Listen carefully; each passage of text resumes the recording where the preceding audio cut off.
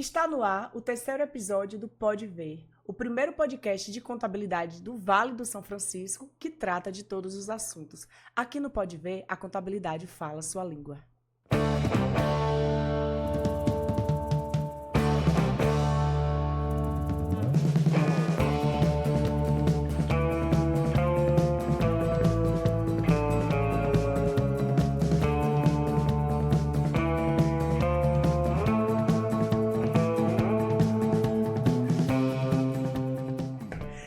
Estamos com o Pode Ver no ar, mais um episódio muito especial. Lembrando que esse podcast é uma produção da Vermont Contabilidade, então eu convido você a seguir a gente no Instagram, Vermont Contabilidade, e se quiser seguir também meu Instagram pessoal, que é Verônica Monteiro, _conte de contabilidade. E hoje nós estamos aqui com uma convidada muito especial, Beatriz Oliveira, uma mulher que eu admiro tanto. Minha querida, que bom admiração é receber você aqui. Beatriz Oliveira é jornalista, formada pela Universidade do Estado da Bahia, repórter com passagem no rádio, né, Bia? Também. E hoje ela atua como repórter de televisão. Ela teve passagem na TV Grande Rio, que é afiliada da Rede Globo aqui em Petrolina. E hoje ela se encontra na TV São Francisco, que é afiliada da Rede Globo em Juazeiro da Bahia, que é nossa cidade vizinha aqui. Inclusive, eu vou fazer o convite de novo. Você que não conhece o Vale do São Francisco ainda, venha conhecer, porque é muito lindo. Bia, que bom receber você aqui. Estou muito feliz. E o tema que a gente vai tratar hoje, né, sobre representatividade. Nada melhor do que você, uma mulher linda, incrível, e para defender esse assunto, né, para tratar desse assunto. Ô, minha Flor, muito obrigada pelo convite, já chego agradecendo. É sempre uma honra ocupar esses espaços para falar de um tema como esse. A gente estava até aqui conversando nos bastidores, é uma pena que a gente ainda precise falar muito desses assuntos, mas é dessa forma que a gente vai gerando alguma transformação na sociedade, então é sempre um prazer vir a esses espaços e discutir sobre esse tema. Ô, Bia, que bom que você está aqui. Então, a gente já vai tratando, né, as perguntas. A gente sempre abre canais de perguntas antes, e aí eu abri uma enquete, né, para as pessoas definirem quais assuntos e tal. E eu recebi algumas perguntas e a gente vai tratar hoje. A gente também tem alguns dados para apresentar. Importante. Mas antes da gente começar mesmo, de fato, nas perguntas, eu queria que você me trouxesse a sua definição pessoal. O que representatividade significa para você, né? Tanto em um contexto pessoal como no contexto profissional. Perfeito, até porque as duas coisas se misturam bastante, né? O pessoal e o profissional, eles estão sempre ali unidos e uma coisa vai mudando a outra. E eu também estava falando sobre isso aqui no início. Para mim, a definição assim, que eu sempre levo de forma muito didática, representatividade é igualdade de oportunidade. Perfeito. Então, quando a gente fala em representatividade, a gente está falando de dar oportunidade para quem tem essa dificuldade, para quem teve essa dificuldade, para essas minorias que tiveram aí essas dificuldades ao longo do tempo de ocupar certos espaços na sociedade. Totalmente. Então, representatividade é garantir igualdade de oportunidade para todos, sem distinção. Tem uma frase que eu escutava na televisão, é um slogan de alguém, de alguma coisa, que diz que é dar oportunidades iguais para quem teve caminhos diferentes. Isso é demais.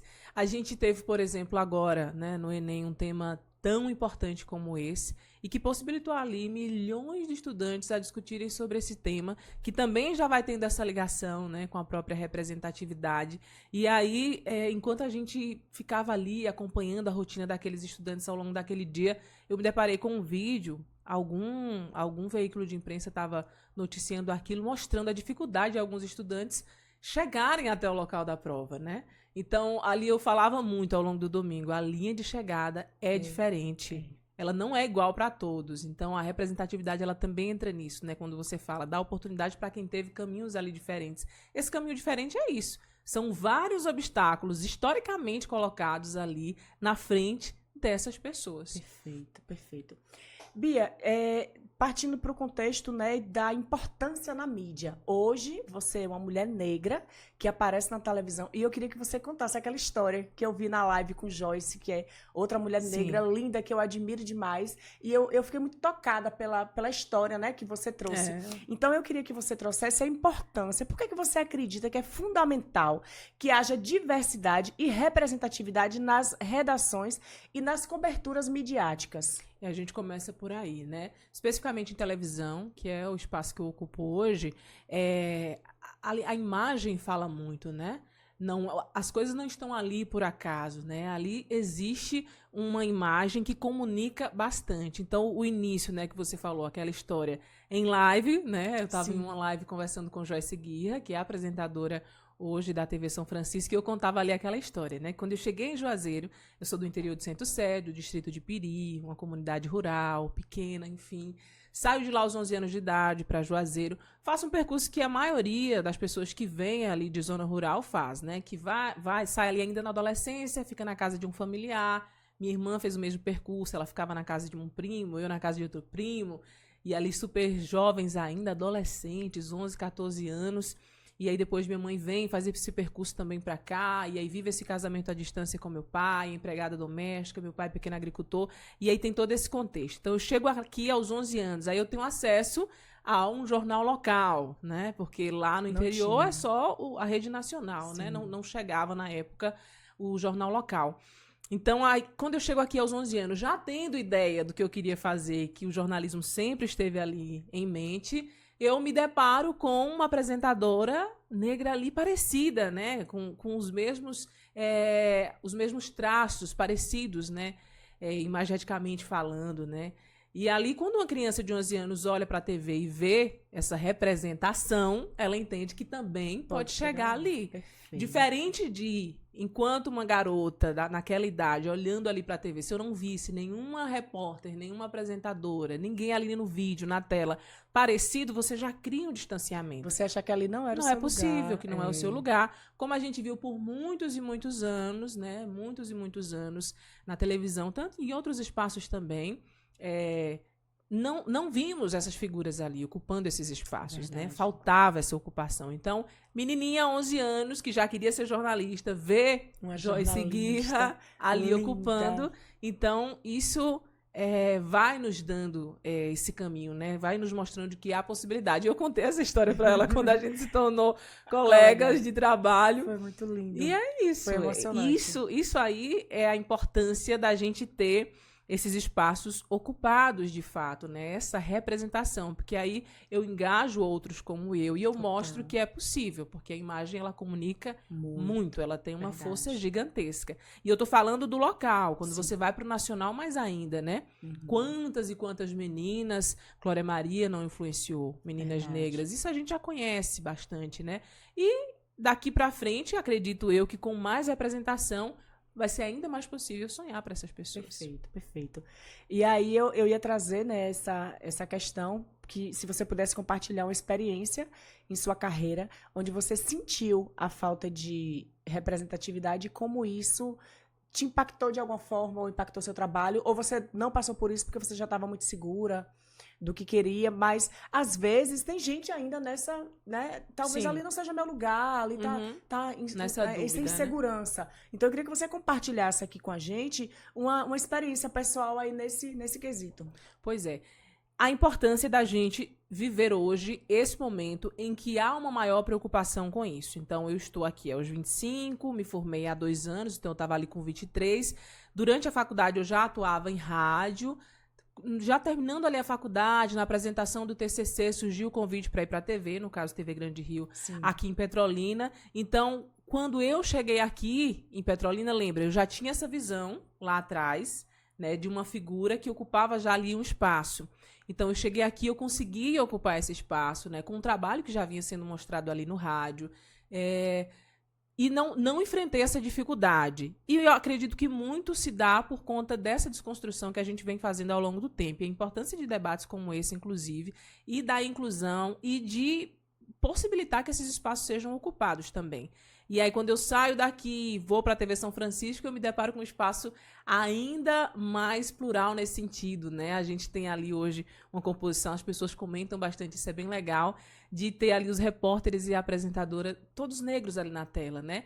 E isso é muito importante. Acho que a gente dificilmente vê um cenário como esse, né?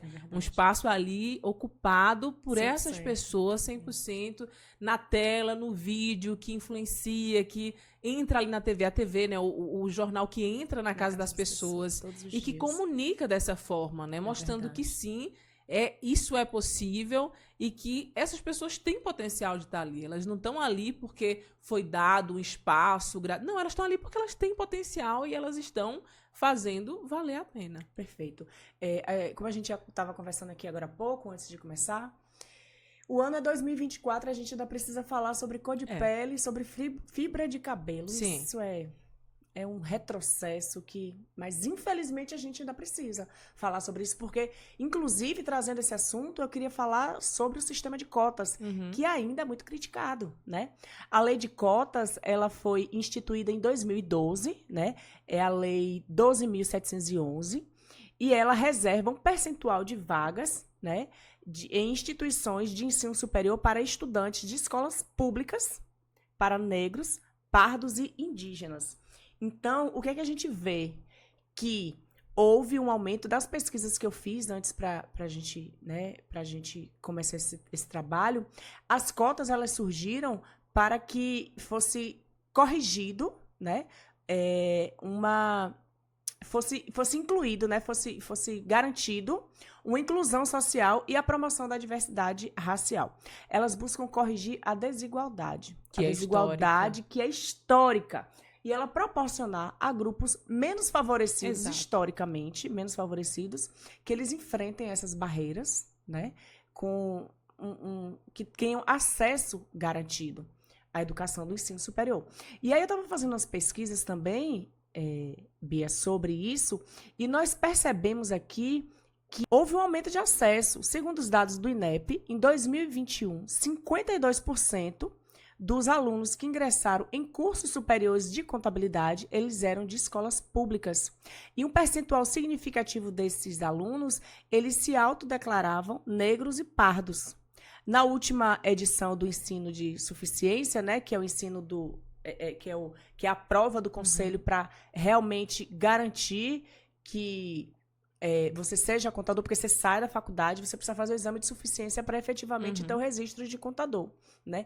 A presença de candidatos negros, elas têm se mostrado muito mais significativas. Então, a gente já percebe um avanço, porque ao tempo em que aumenta o número de negros, pardos e indígenas com acesso a cursos superiores, eles podem ser dos mais diversos, né, dos mais diversos cursos. E outra coisa importante também é que dados do IBGE, eles revelam que a população negra representa aproximadamente 50% do total no Brasil nos concursos públicos. Só que essa representação nos cargos públicos, ela ainda é bem menor. Em geral, a presença de negros com cargos de concurso público tem aumentado, mas ainda está bem abaixo da proporção que a gente espera, né, que representam a população.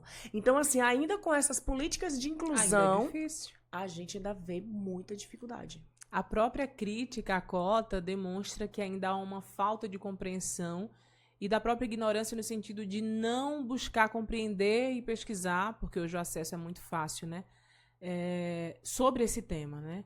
Então, a gente continua perpetuando essas formas que acaba sendo também racismo, preconceito estrutural, que é ainda mais difícil de combater. Como que você combate algo que está ali nas entrelinhas, que muitas vezes você não consegue visualizar de cara, que você precisa realmente vir dessa minoria para sentir ou para... E aí entra uma outra questão que é muito difícil, né? E quanto mais escura é a cor da sua pele, quanto mais crespo é o seu cabelo, quanto mais grossos são os seus traços, mais preconceito você vai sofrer na sociedade. Então, vê como é amplo e como é delicado. Aí vem as interseccionalidades, né? O preto, o pobre, o favelado. Olha como isso vai dificultando. Vindo para cá, eu estava lendo uma notícia de um grupo de estudantes quilombolas em alguma região da Bahia tendo uma dificuldade imensa para chegar à escola. Então, se eu nego a educação na base, como que esse estudante quilombola vai chegar à universidade? Eu estou interferindo diretamente no futuro profissional dele. Total. E aí ele conclui a educação básica, ele chega na universidade com muita dificuldade. Aí muitas vezes a gente consegue ali garantir o acesso, mas e o durante, né? O tanto que esse aluno de dificuldade que ele vai passar durante o curso para se formar, né? A própria formatura ali para ele já é uma vitória imensa, que a gente tem também que ter cuidado com a romantização, mas eu digo vitória no sentido de que foi muito forçoso. chegar Porque, até ali. exato, porque são muitos desafios. A gente volta lá no início da conversa. Para muitos estão muito lá atrás da linha de chegada. É O negro, verdade. especialmente, num país como o nosso. E se formar não significa que vai garantir o emprego. Aí né? vem outras questões. Bia, você falou de racismo estrutural e aí eu lembrei de uma questão. Há uns 3 anos atrás, mais ou menos, na época eu tinha um carro preto, né? Um carro sedã preto, um Honda Civic. E aí nós estávamos indo para uma cidade de praia. E meu sobrinho, Vitor, meu amorzinho, que cuida do áudio aqui. Ali. Vitor é negro, né? E aí Vitor fez assim, minha tia, a senhora já foi parada pela polícia quantas vezes dirigindo esse carro? Aí eu disse, nenhuma vez, meu amor. Por quê?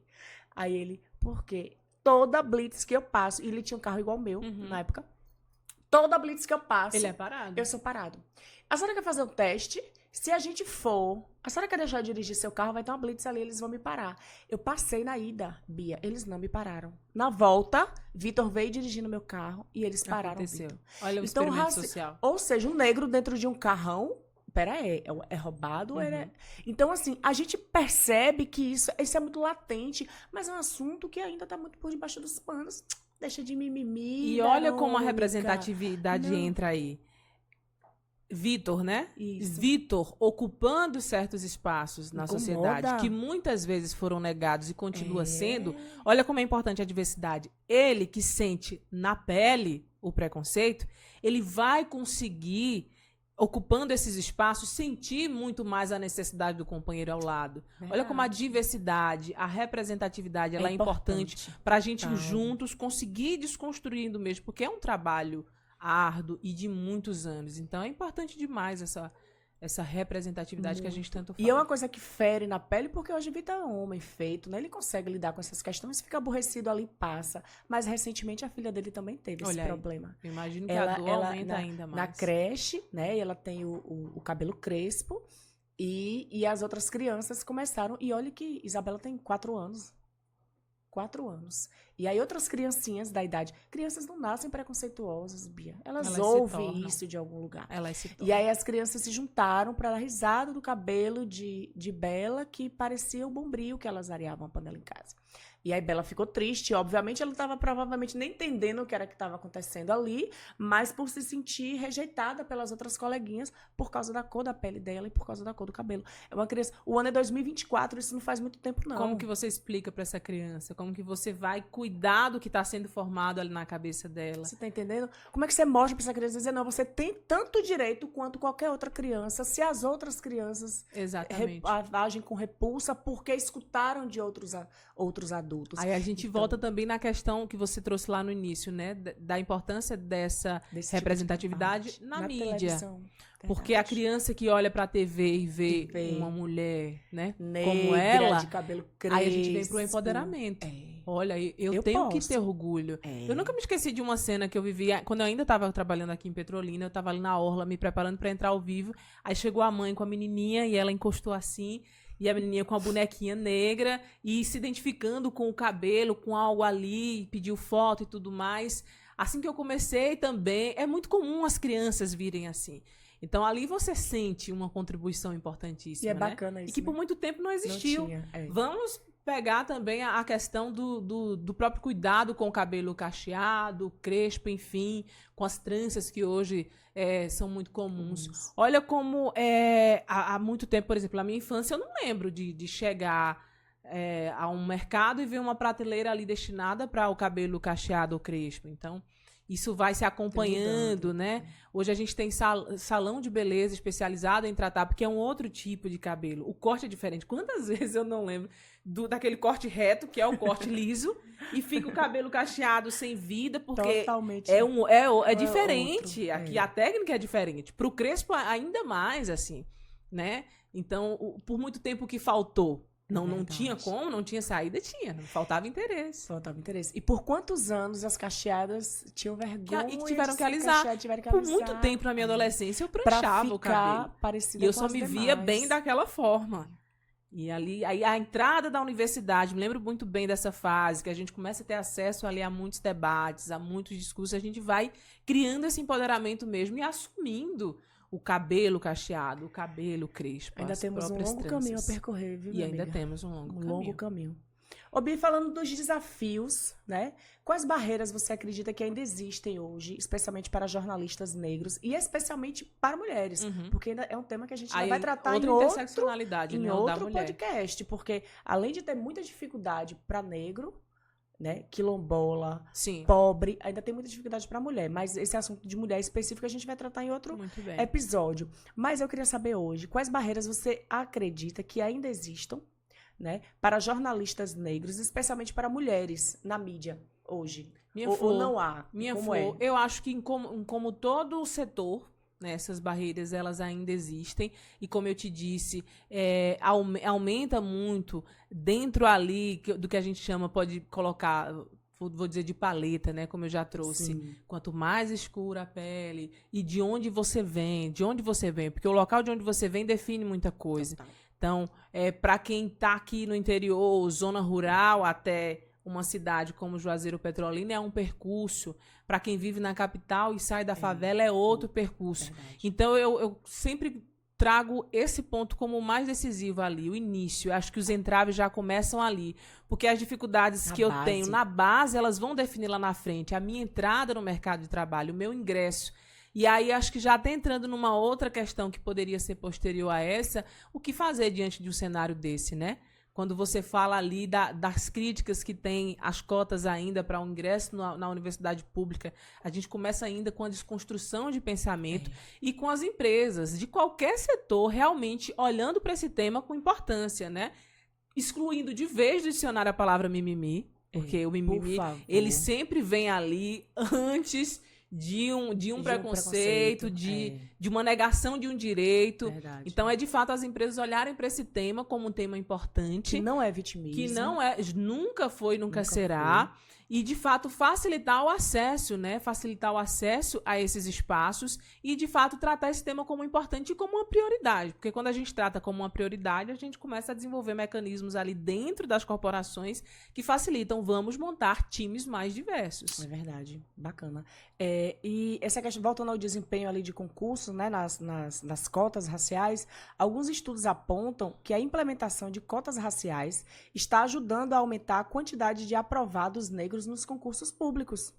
Por exemplo, concursos onde há essa política de inclusão, a porcentagem de candidatos aprovados que se declaram negros tende a aumentar, embora muitos ainda enfrentem o desafio do acesso, como você falou, à educação preparatória, base. O problema está na base. Está na base. Né? O problema está na base. Então, se eu nego na base, como que essa pessoa vai chegar no próprio profissional, no âmbito profissional? Ele não chega preparado. Verdade. Ele não teve acesso. Não teve. Então, uma coisa está totalmente direcionada a outra, ligada a outra, e a gente está falando de anos aí que você pode negar essa pessoa. Porque da base, a formação profissional, a ocupar esses espaços são anos.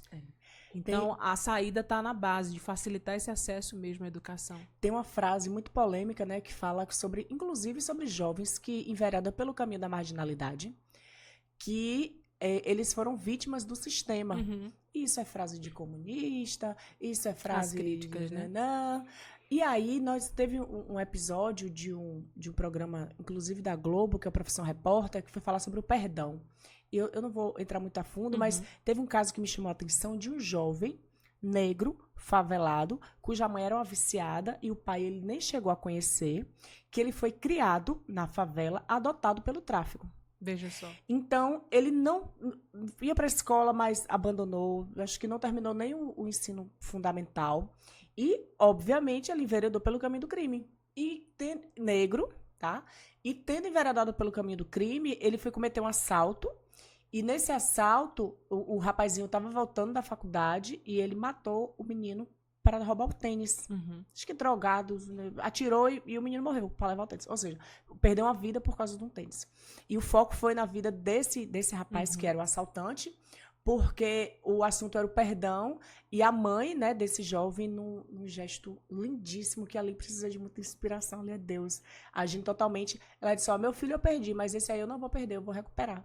E ela passou a visitar o menino na cadeia, e lá ele frequentou o EJA, lá ele terminou o estudo, dentro algumas cadeias tem essa possibilidade, e depois ele se formou, ele saiu de lá, foi para a faculdade, se formou em Direito, virou advogado, para defender negros, favelados, vítimas do tráfico. E ele abriu uma ONG na comunidade onde ele foi criado. Essa história é lindíssima. Em outro episódio, eu conto ela com mais detalhes. Mas, quando ela dizia, para você ter noção, o marido separou dela. Porque não entendeu como é que você tá dando a mão a quem tirou a vida ao homem que tirou a vida do nosso filho. Mas ela entendeu ali que o negócio era muito mais profundo. O filho dela foi uma vítima do sistema, mas aquele menino também era. Ele não conhecia outra realidade. Quantos jovens hoje enveredaram pelo caminho? Verônica, tem jovens que foi opção. Ok, foi opção. Teve caminho, teve a oportunidade de estudar, não quis. Ok, mas muitos jovens sequer têm a oportunidade de estudar. Não conhecem outra vida, não tem uma base familiar. Não tem ali uma... Não é dada... Não são mostradas escolhas, caminhos, e volta ainda na mesma questão que a gente estava tratando. Como o problema ele está na base. Lá atrás. Ele está no contexto. São pessoas que estão, de fato, à margem assim, da sociedade, que está além da margem. E muitas vezes a gente terceiriza a responsabilidade. O governo não faz nada, a prefeitura, o Estado tal. Mas a gente também pode fazer a nossa parte. Nós, enquanto cidadãos, o que, é que a gente está fazendo para ajudar? O que, é que a gente está fazendo para mudar a cabeça de uma criancinha dessa que vem em casa? E, de novo, como a gente, tratando ainda nessa questão da mídia, até no ato de reforçar discursos preconceituosos, eu estou contribuindo ali. Para mudar isso aí. Dando força a um determinado discurso, eu consigo também ir moldando, né? Verdade. E é um ato simples, assim. Porque o silêncio que eu estou acreditando. O silêncio também ajuda o outro lado, também né? Ajuda. Se, por exemplo, tá tendo uma situação ali de um racismo, um preconceito, se eu não me envolvo, subentende que eu tô concordando. Porque quem cala consente. Exato. Não tô nem me incomodando. É olhar como um problema coletivo, assim. Exatamente. Eu tenho falado, inclusive, muito essa semana sobre isso, assim. Eu acho que a maior potência do ser humano está na coletividade. Seja qual for o problema, a resolução está no coletivo, assim. Está no coletivo. Então, vamos lá. Mais uma pergunta aqui. Na sua opinião, quais são as medidas organizacionais... Não, peraí.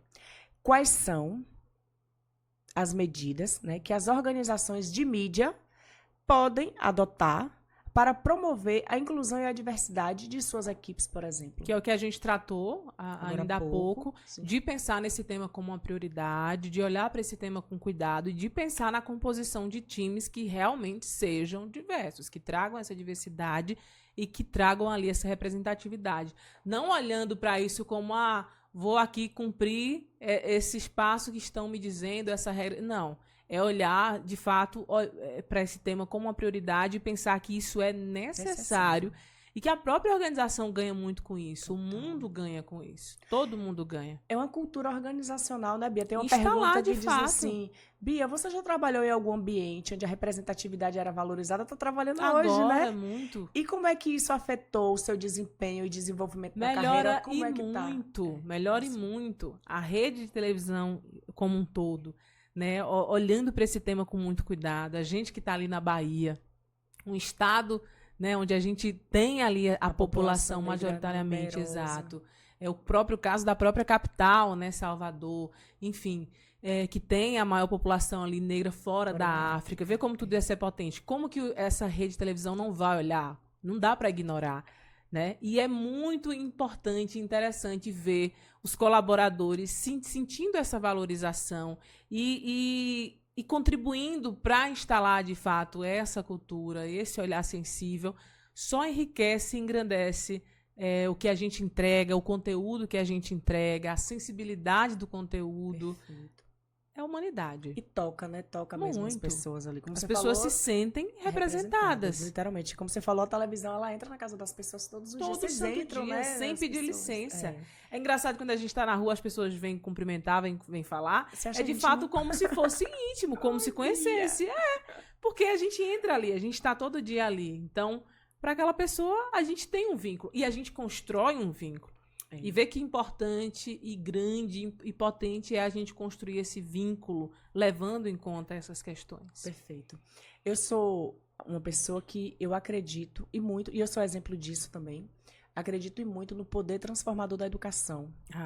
Então, nós conversamos aqui, esse tempo todo aqui de diálogo, a gente sempre tratou da educação como algo muito importante e fundamental. O estudo, ele transformou minha vida. Eu também sou filha de, né? Meu pai separou da minha mãe, eu era muito jovem, e minha mãe era sacoleira, né? Então, assim, eu também vim de escola pública, eu passei a estudar escola particular a partir da 7ª série, porque a prefeitura da cidade que eu morava, que era Candeias, que é a região metropolitana de Salvador, ela tinha uma parceria, essa escola particular tinha uma parceria com as escolas públicas de pegar os alunos com as melhores notas ali de cada série, de cada escola e tal. E dessas, uma dessas levadas aí, eu fui, né? E aí faz uma prova para entrar e tal. E eu estudei a 7ª e a 8ª série em escola particular, porque eu tive esse benefício da bolsa.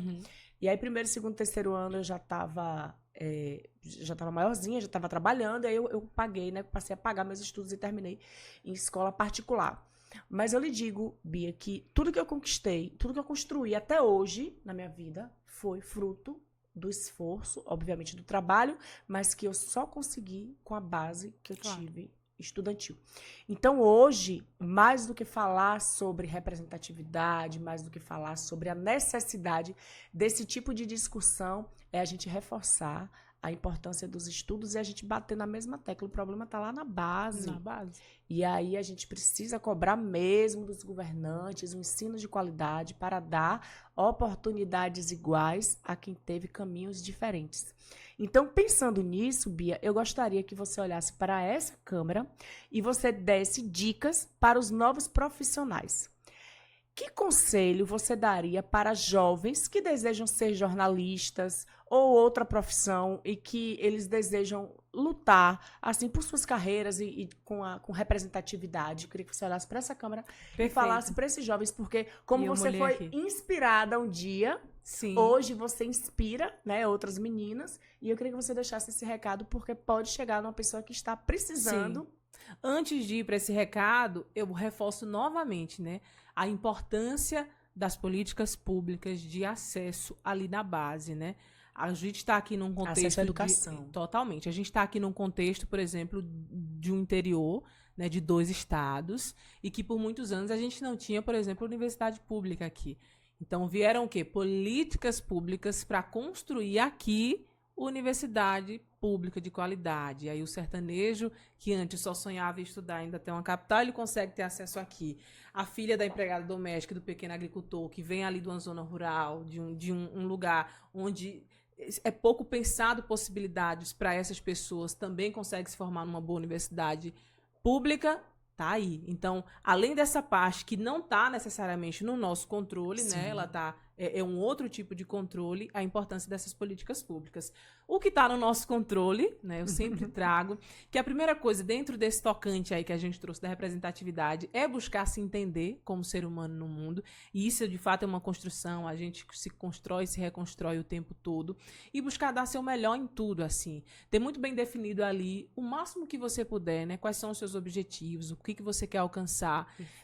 E é muito cansativo, assim. É difícil para quem vem ali do zero, construir do zero, sem nenhum apoio financeiro, vindo de uma família humilde, onde muitas vezes o básico falta, é muito difícil. Tem momentos que a vontade é de fato desistir, mas o caminho é persistir, né? Acho que é uma revolução a gente persistir nesses caminhos, nesses sonhos, nesses objetivos, mesmo muita coisa sendo negada ali. Então, acho que a gente aliando esse desejo, essa clareza, essa persistência ao outro lado, que volto a falar, não é a gente que controla, né? É de fato o interesse ali de construir essas políticas públicas para possibilitar esse acesso. Eu acho que aí a gente consegue ir construindo a diferença, né? E fazendo a diferença. Perfeito.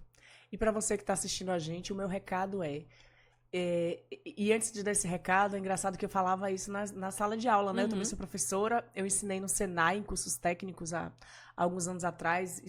Tive a honra de ensinar na FACAP, que foi a faculdade que eu me formei, né? Que é uma autarquia aqui municipal, e eu sempre pegava ali os primeiros períodos, então os jovenzinhos que estavam entrando na faculdade, 19, 20, 21 anos. Lá no Senai eu dava aula para adolescentes, 17, 18, saindo da adolescência, entrando na fase jovem.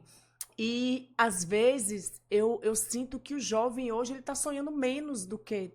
Nós somos de gerações diferentes, né? Você tem 20 e poucos anos, eu já passei dos 40. Mas os jovens, acho que até a sua geração, ok, a minha geração... Eu acho que os jovens... Eu sinto que os jovens, hoje em dia, pelos jovens que eu tenho contato, eu sinto que eles sonham menos, sabe? Nós almejávamos coisas grandes, nós queríamos ser, né, astronauta, Paquita da Xuxa, apresentador de telejornal, enfim. Hoje eu não vejo tanto isso nos jovens e eu gostaria de despertar vocês aí, se você está assistindo a gente, saiba que você pode ser o que você quiser. A educação ela tem um poder transformador e a educação ela pode te levar a lugares que você jamais imaginou pisar. Então, ocupe o seu lugar no espaço e saiba que o seu lugar é onde você quiser estar, porque você tem esse direito. Então é isso, minha amiga. Que felicidade receber você aqui. Estamos caminhando para o final do programa. Foi um programa muito bacana. Eu espero muito que tenha positivo, contribuído para esse diálogo, para essa discussão tão ampla. E que a gente poderíamos passar aqui 2, 3 horas e a gente ainda teria mais coisa para falar. Né? Mas é sempre bom ocupar esses espaços para a gente fomentar ainda mais esse discurso e esse diálogo, essa conversa. É aqui, a partir daqui, que a gente vai também gerando alguns frutos. É verdade. Né? A gente vai construindo a mudança que a gente quer ver. Assim né? espero. Que a gente precisa ver. Bia, as portas, né, do Pode Ver estão abertas, os obrigada. microfones estão ligados para você, muito o tempo obrigada, que você quiser. Flor. Seja bem-vinda mais vezes. E sucesso também, parabéns pela iniciativa. Muito obrigada por aceitar nosso convite. Obrigada por suas contribuições que foram incríveis, foram maravilhosas. Fico feliz, espero que tenha ajudado. Então é isso, minha gente. Chegamos ao final de mais um Pode Ver, o podcast de contabilidade do Vale do São Francisco, que trata de todos os assuntos. E nós esperamos vocês na próxima semana.